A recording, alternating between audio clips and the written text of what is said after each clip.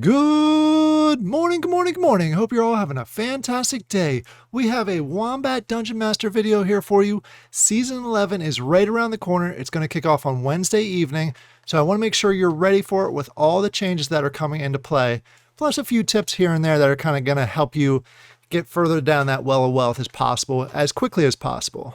So let's go ahead and dive into the changes first. Like I said, the season 11 is going to kick off on Wednesday evening.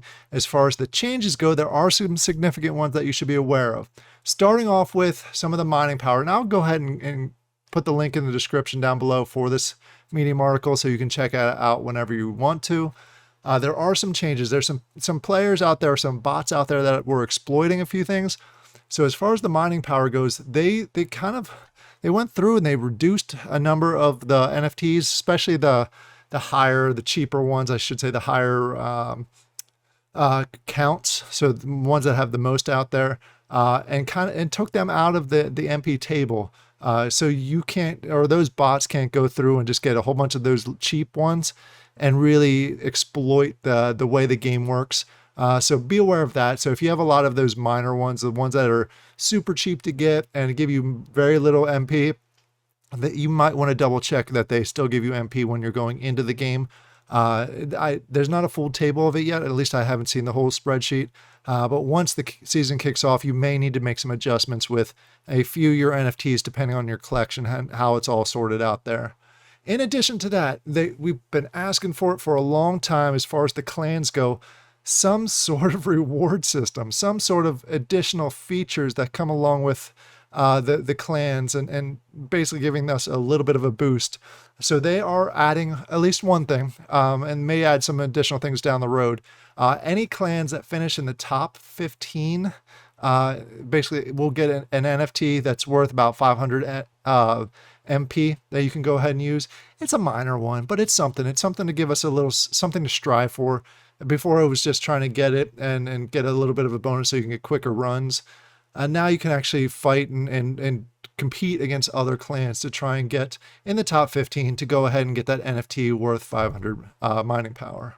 In addition to that, new players are going to get a boost as they're leveling up from 5, 10, 15, where they're going to get a contribution boost as they go up the ranks and the tiers with your levels.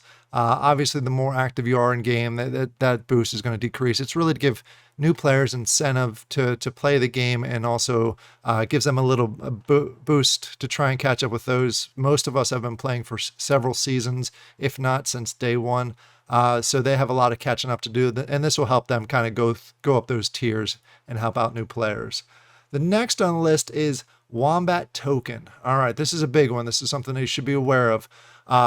Many of us are aware of the token bonus. Basically, you get 35,000 contribution every 24 hours, and you get a little bit of a boost of Wombat token.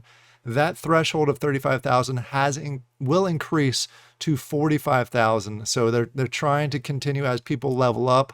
And more people are higher levels. They're trying to increase that threshold. I think it's also a way to get people to try and get the Polygon NFTs also to get a bonus to their MP, so they get more contribution through the MPs, and it's just going to be a higher threshold coming into the season. So be aware of that. So now you got to target at least 45,000 on a daily basis. In addition to that, they're trying to use Wombat token in the game more. Coming this season, and it's going to start off with the minting fees. We all know that when we go into the shop and we mint or we craft different items in the shop, before we didn't need Wombat except for the power bar for your sidekick. Now you're going to need a Wombat token for most items that you craft in the shop. It's minimal. It's really, really small compared, but it's a burning mechanism, and they're trying to really kind of continue to get usability for the token. So you can see from the little graph here that even just like a fire Wombatonium, I always say it wrong, it only costs 10 Wombat. So that's really minor compared to everything else. This one right here is going to cost 50, and so is the Dragon Wombat Tonium. Again, minor. 50 isn't really that much. But for some people it might be significant. So I wanted to make sure you're aware about the new cost that's going to be out there.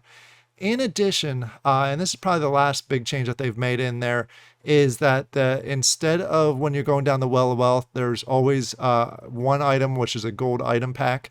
And I think I misspoke this on a different separate video. I think I said a gold pack. It's actually a gold item pack. So that is no longer going to be in there. They're going to remove that for season 11, and they're going to replace it with something different. They haven't really mentioned what they're going to replace it with. So just be aware that that's going to be a slight change if you're trying to get those gold extractors. So that will be removed, but there's going to be some sort of thing in place. All right, those were the main changes. I know that count-wise, quantity-wise, they're not big, but there are some significant ones. This one being the biggest one as far as the threshold. I know some people were having a challenge getting to the 35,000. Now they're going to have to figure out how to get to the 45,000, and may include going to Polygon and getting some of those NFTs. In addition, you're going to have some Wombat available to go ahead and craft some items. So be aware of that also. So you'll need that to go in the shop and craft some, because that is actually two of the quests for the Well of Wealth that you're going to have to be aware of. In addition to that, I did want to let you know that if you go over to Nifty, the new season passes are available. There's everything from the VIP pack to just a standard one. Reminder that you save a little bit of wax if you go with the VIP. So if you stake some, you actually save a considerable amount. Now I'm looking at it. It's 120 wax if you're a VIP 2 and above.